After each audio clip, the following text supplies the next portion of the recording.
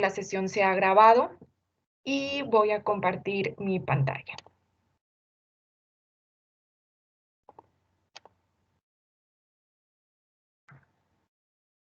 Muchachos, ¿alguien que me confirme que se ve la portada completa de la presentación de PowerPoint? Sí, doctora, sí, doctora. Muy bien. Muchachos, igual que el día de ayer, si llega a cortarse un poco, me avisan para poder moverme y mejorar la calidad del audio. Pero bueno, el día de hoy vamos a empezar un capítulo nuevo, completamente diferente. Quien lo leyó muy posiblemente se quedó con muchísimas dudas o mucha información no la entendió de la mejor manera. Entonces, el día de hoy pues vamos a darle un giro diferente a la información, obviamente enfocándonos en lo más importante respecto a la parte clínica o médica. Y pues el día de hoy nos toca revisar enzimas. Para poder entender un poquito la función de las enzimas, necesitamos tener un poquito de idea de qué es el metabolismo, porque resulta que el metabolismo es resultado de que las enzimas funcionen. Entonces, el metabolismo consiste en un proceso que conocemos como catabolismo, que es efectivamente la destrucción de las moléculas grandes a unidades más sencillas. Por ejemplo, la glucólisis, que nos toca para el segundo parcial, es un proceso catabólico porque degrada una molécula de glucosa, que son 6 carbonos, la degrada a una molécula de 3 carbonos, que es el piruvato. Entonces, de algo grande se convierte en algo chiquito. Y resulta que, pues, para esa conversión de algo grande a algo chiquito, pues requiero enzimas que hagan ese trabajo. Y cuando es al revés, es decir, de moléculas pequeñas a moléculas grandes, se le conoce como anabolismo. Y anabolismo significa construir, significa sintetizar. Entonces, por ejemplo, si estamos hablando de triacilgliceroles, que es la unión de ácidos grasos a un esqueleto de glicerol, que ya como triglicérido es mucho más grande, entonces, pues a eso se le conoce como anabolismo y requiero enzimas para llevarlo a cabo. Un momentito, disculpen. Un minuto.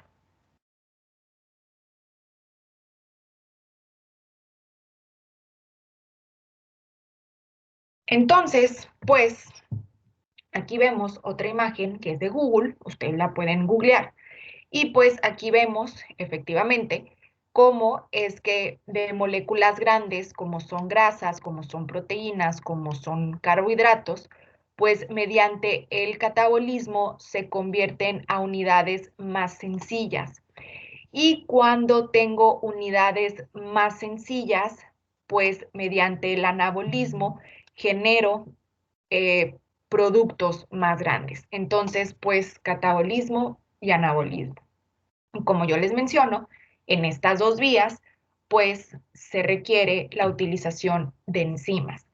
Entonces, ¿qué es una enzima? ¿O cuál es la introducción o la visión general de las enzimas? Las enzimas dirigen acontecimientos metabólicos, que era lo que yo les mencionaba. El metabolismo se lleva a cabo gracias a la utilización de las enzimas. 2. Catalizadores biológicos. Recuerden que la palabra catalizar, y creo que la mencioné cuando aminoácidos, catalizar significa acelerar. Entonces, las enzimas son aceleradores biológicos. Catalizan reacciones bioquímicas para que se lleven a cabo de una forma rápida y de una forma funcional. 3. Aumentan la velocidad de la reacción bioquímica, que va de la mano con catalizar. Es decir, le meten fast, o sea, le meten velocidad para que se lleve a cabo la reacción bioquímica. Y pues algo importante es que la estructura de estas enzimas en la mayor parte o en el mayor porcentaje, que estamos hablando alrededor del 80 al 90%, es de naturaleza proteica. Es decir, que una enzima es proteína. Y también existen enzimas específicas que participan o son consecuencia de la formación de RNA que se le llama ribosimas. Entonces, prácticamente, si quiero concluir esta diapositiva, las enzimas son de contenido proteico que participan en el metabolismo acelerando las reacciones bioquímicas. Y en sí, ¿qué es lo que hace la enzima? Una enzima convierte un sustrato, la convierte en un producto. Ejemplo, que todavía no nos toca revisar, pero el primer paso de la glucosa, de la glucólisis, es la conversión de glucosa, que sería mi sustrato, lo convierto a un producto que es glucosa 6-fosfato con ayuda de la hexocinasa. Entonces, la enzima convierte un sustrato en un producto. Esa es su función. Obviamente, con velocidad, pero la enzima convierte un sustrato en un producto. Y después mencionaba su libro, que si el nombre recomendado, que si el nombre sistemático, no. Y el libro les mencionaba, el nombre sistemático a veces que es muy difícil comprender. Entonces, lo que sí necesito que comprendan es la nomenclatura que está en la página 78 en un cuadro azul, que prácticamente es importante revisar estos conceptos de sintetasa, sintasa, fosfatasa, fosforilasa, porque pues prácticamente me está mencionando lo que hace la enzima. Una enzima que me dice sintetasa significa que esa reacción requiere la moneda energética que es el ATP. El dinero que yo le voy a meter para que se haga la reacción energética se llama ATP. Si la nomenclatura termina en sintasa, significa que la reacción no requiere ATP. Todas aquellas enzimas que terminen con fosfatasa significa que esa enzima utiliza agua para quitar o para cortar o para romper un grupo fosfato. Aquellas enzimas que terminen como fosforilasa significa que voy a usar un fosfato como tijera y voy a colocar ese fosfato que utilicé como tijera para romper. Entonces, efectivamente, el producto es un producto fosforilado, es un producto que tiene un fosfato que me ayudó a pegarlo la fosforilasa. Tenemos las enzimas que terminan en deshidrogenasas. Aquí prácticamente su nombre les dice qué es lo que hace. Deshidrogena. Quita hidrógeno. Deshidrogena. Deshidrogena. Quita hidrógenos. Y esos hidrógenos se los pega ya sea a una molécula de NAD o a una molécula de FAD. Y esos a su vez después serán agentes reductores. Tenemos aquellas enzimas que terminan en oxidasa, son enzimas que el oxígeno acepta esos electrones, mientras que las enzimas que terminan con oxigenasa, pues son las que incorporan átomos de oxígeno, las oxigenan, oxigenasa, le meto, le doy, le pego átomos de oxígeno. Entonces, con eso, pues yo más o menos me doy cuenta cuál es la función de la enzima. Ahora, algo muy importante porque también hay muchos doctores que utilizan esta información para generar preguntas de examen. Las enzimas se localizan en áreas específicas porque tienen funciones específicas. Por ejemplo, las enzimas que están en la mitocondria son enzimas que su función es oxidar ácidos grasos para poder obtener energía, la famosa beta oxidación. También en las mitocondrias existen enzimas que se encargan de oxidar el piruvato para poder obtener energía. En el citosol se localizan las enzimas que participan en la glucólisis. Y también en el citosol se localizan las enzimas que favorecen la síntesis de ácidos grasos.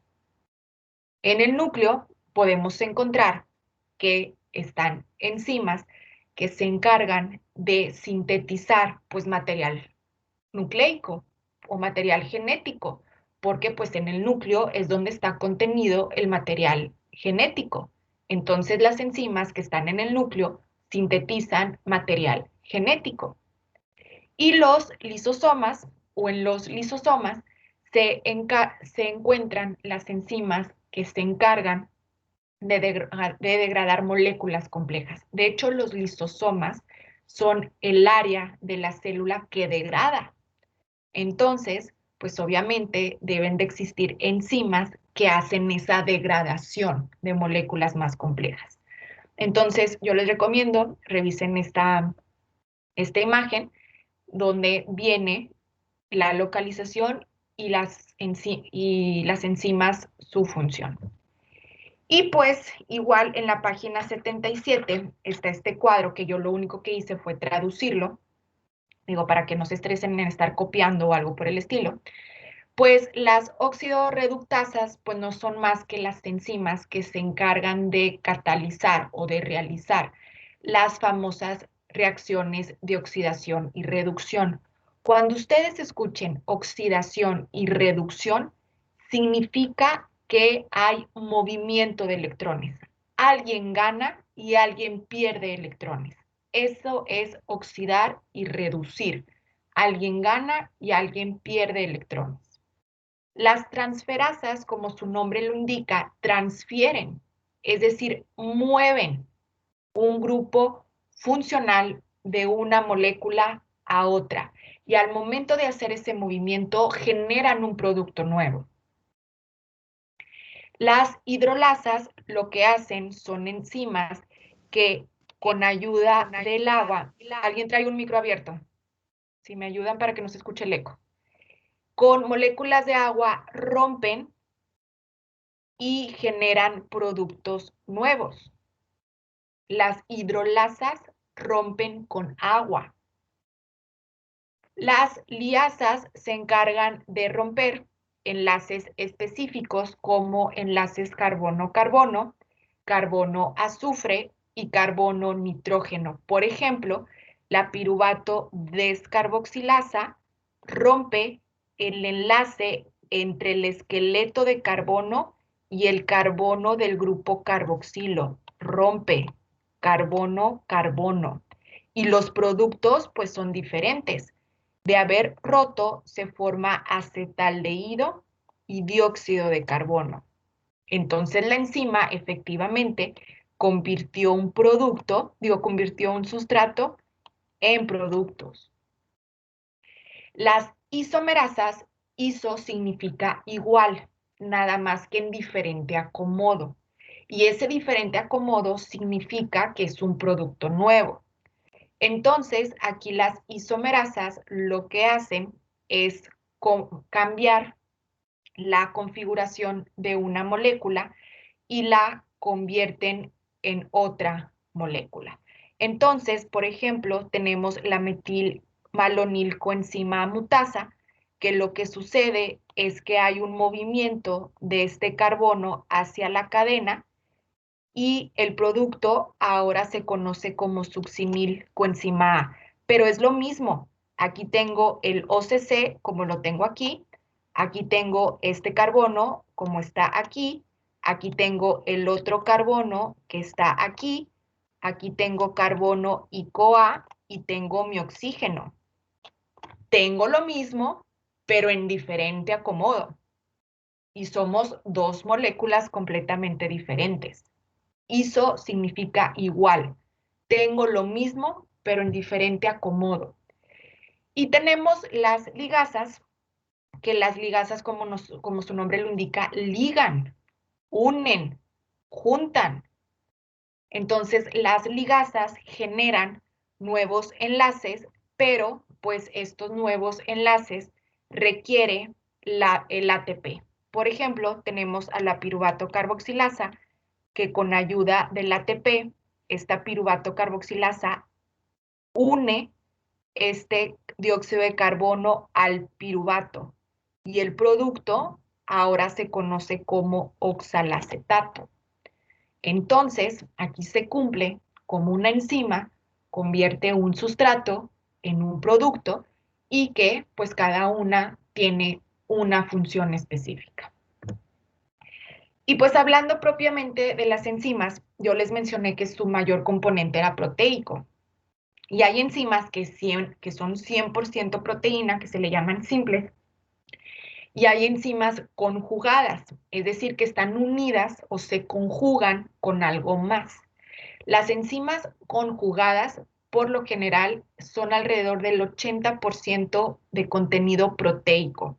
El restante, o sea, el 20%, pues puede ser una parte no proteica o puede ser una parte como un ion metálico. Entonces, pues prácticamente la mayoría, aún así, de las enzimas son conjugadas, están unidas a un grupo no proteico. Y pues esta es una imagen que nos ayuda a entender un poquito más cómo es la enzima. La parte proteica, que es esta parte, que está en amarillo, la parte proteica se llama apoenzima y no es funcional porque necesita juntarse o necesita conjugarse con alguien más. La parte proteica se llama apoenzima. Esa apoenzima se le une un cofactor y por lo general los cofactores son moléculas inorgánicas, es decir, son moléculas que no tienen carbono. Y el ejemplo más característico son los metales o son los minerales. Ejemplo, magnesio, hierro, que es un metal, y calcio, que es un mineral y es un compuesto inorgánico. Las enzimas también tienen o se les une una coenzima, que la coenzima es de origen orgánico, es decir, tienen carbono. Y el ejemplo característico de coenzima son las vitaminas. Las vitaminas son coenzimas. Entonces, y aparte, las enzimas tienen un pozo o tienen una hendidura donde están unidos aminoácidos no polares, pero bueno, esta hendidura o este pozo se le conoce como sitio activo. Y ya teniendo todo junto, teniendo la coenzima, que es la parte proteica, teniendo el cofactor, que puede ser un metal, teniendo la coenzima, que es una vitamina, y teniendo el sitio activo, a todo esto junto se le conoce como holoenzima. Y cuando está todo junto y cuando es una holoenzima, significa que la enzima está activa y está lista para trabajar.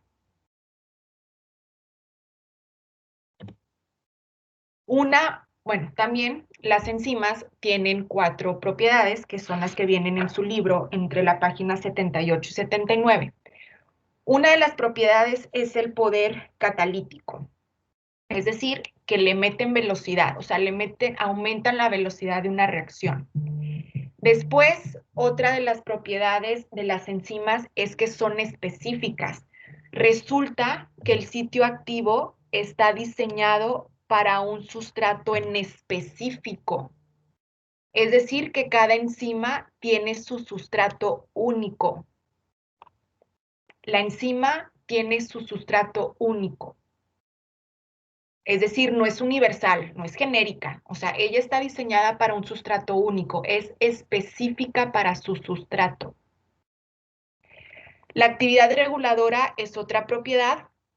Esto es lo que en su libro viene como regulación en la página 79. Y pues es que la enzima trabaja o responde de acuerdo a la necesidad. Es decir, si yo tengo mucho piruvato, que es el producto de la enzima, La enzima es muy inteligente y dice, oye, si tengo un exceso de piruvato, ¿para qué requiero más? Entonces la enzima se apaga y es una forma de regular. Ahora, cuando hay poco producto, es decir, ejemplo, cuando hay poco piruvato, la enzima se prende porque la célula necesita ese piruvato. Entonces, si hay mucho, se apaga. Si hay poco, se prende, se regula su actividad. Y por último, tenemos otra propiedad que es el sitio activo, que les digo, es esa hendidura o es ese pozo que tiene aminoácidos no polares en el centro, o bueno, en su pocito, de tal manera que esos aminoácidos empiezan a generar interacciones no covalentes, es decir, por atracción, y esa atracción es lo que genera que el sustrato se una. Entonces, esas son las 4 propiedades de la enzima.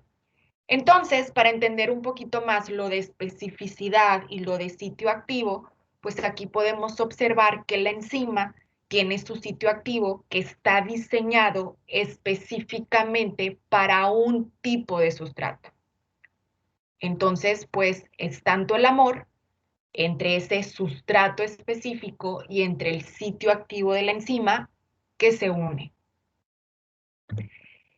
¿Y cómo es que se une ese sitio activo y el sustrato? No sé si en su libro venía lo del modelo de ajuste inducido y modelo llave cerradura, pero bueno, el caso es que pues tenemos la enzima pues tiene su sitio activo que está diseñado para un sustrato en específico, especificidad. Entonces, esa unión puede ser de 2 formas. Una es modelo llave cerradura. Este modelo es donde el sustrato se une a la enzima porque se complementa y porque cabe perfectamente. Se los voy a poner de otra forma. Sería casi imposible que ustedes quisieran abrir la puerta de su casa con la llave del carro, ¿cierto? No se complementan, no entra, no se une. Por eso es que la chapa de la casa tiene una llave en específico, llave cerradura.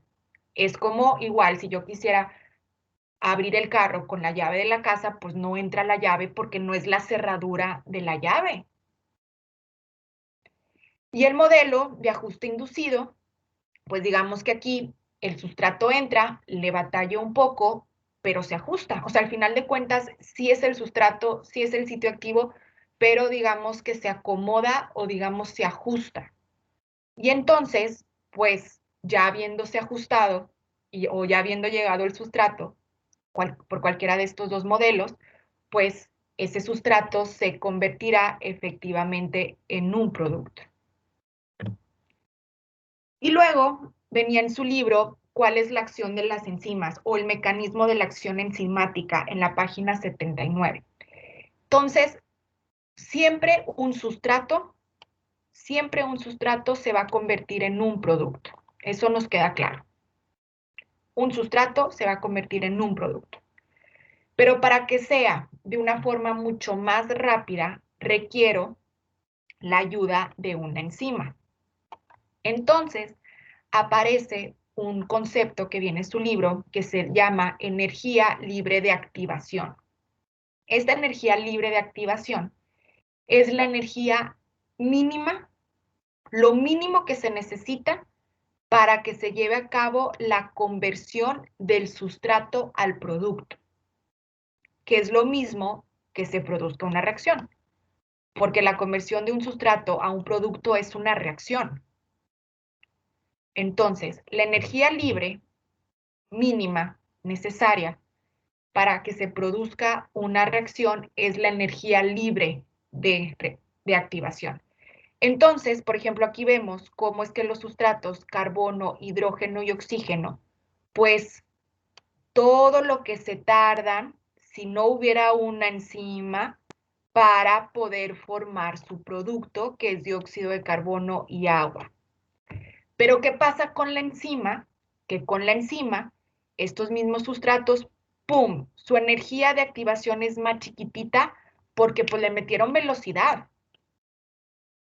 Entonces, se tarda menos en generar los productos. Se los voy a poner mucho más fácil. Yo quiero hacer un pastel. Entonces tengo mis ingredientes, tengo mis sustratos: leche, harina, huevo, mantequilla, aceite. Esos son mis sustratos y son unidades sencillas, unidades básicas: un huevo, una taza de harina, una taza de leche, una taza de aceite. Pero lo quiero convertir a algo más complejo o algo más grande, que es un producto, que es el pastel. Entonces, imagínense toda la energía que yo gasto o toda la energía que yo le meto para batir la harina, el huevo, la leche, el aceite con mis manitas. Toda la energía, y aquí en que quede bien, bien mezclado, y aquí en que pues obviamente no haya grumos. Entonces, todo lo que me estoy cansando y todo lo que le estoy invirtiendo con ayuda de mi brazo y de mi manita y de una cuchara para mezclar y poder generar un pastel. Pero ¿qué sucede si yo pongo esos ingredientes o esos sustratos, el, el aceite, la leche, la harina y el huevo? ¿Y qué tal si yo le meto la batidora? ¡Pum! Pues en un minuto se bate, porque le puse la velocidad máxima a la batidora y ¡pum!, se mezcló sin grumos, perfecto, lo metí, se hizo un pastel. Eso hace una enzima, acelera. En este caso, pues la enzima es la batidora, que con poquita energía, porque pues nada más la prendí, mezcló las cosas o mezcló los sustratos. Esa es la función de las enzimas. Y esa es la energía libre de activación. Con la batidora le puse poquita energía, o es menos. Y sin la enzima, pues le metí más porque es la mano y es el brazo y me cansé y otra vez y luego le descanso y luego la vuelvo a batir y luego ya se hizo grumo y luego vuelve a poner, entonces me tardo más. Ahora, ¿qué factores pueden afectar la velocidad de la reacción? Una, el sustrato, como yo les mencionaba. Como yo les menciono, el sustrato. Si yo tengo mucho sustrato, si yo tengo mucho huevo, mucha harina, mucho aceite, mucha leche, si yo tengo mucho sustrato, los sitios activos se llenan y pues produzco más producto, genero más producto, porque tengo tanto sustrato que las enzimas se llenan y generan un producto. Otro factor que afecta la velocidad es la temperatura, y esto es porque si estamos hablando que la enzima es de origen proteico, y como mencionábamos en las proteínas, que existe la desnaturalización cuando hay una alta temperatura, pues obviamente las enzimas, si se someten a temperaturas de 39, 40 grados, pues se desnaturalizan. Y si las enzimas se desnaturalizan, pues no hay producción. Pues porque no sirve. Se echó a perder por la temperatura. Entonces, la mayoría de las enzimas, pues obviamente funcionan a temperaturas, digamos, fisiológicas, que es de 36.7, 37, 37.9, o sea, todo lo que vaya antes de 40, la enzima jala y la enzima funciona. Pero si yo me expongo a temperaturas muy calientes o me da fiebre muy severa, pues la enzima se rompe, se desnaturaliza y no hay producto. Y otro factor que afecta, pues es el famoso pH, porque resulta que existen enzimas que necesitan estar en un ambiente adecuado para poder funcionar. Entonces, por ejemplo, tenemos la pepsina, que es una enzima a nivel gastrointestinal.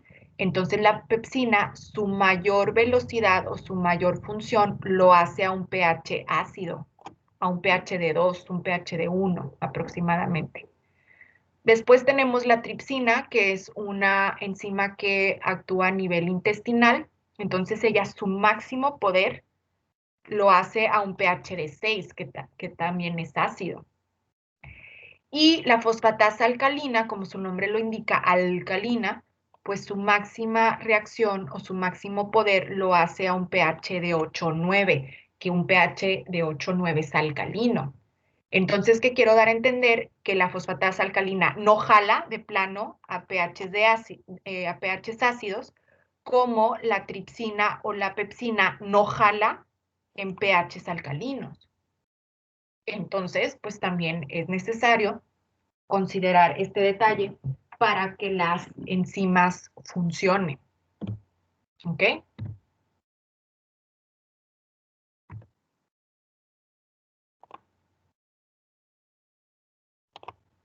Bueno, muchachos, voy a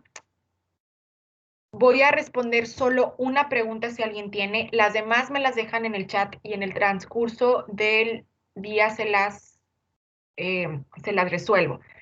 Solamente alguien tiene una duda, solo voy a responder una, con la pena. Las otras me las dejan escritas, por favor. ¿O nadie tiene dudas?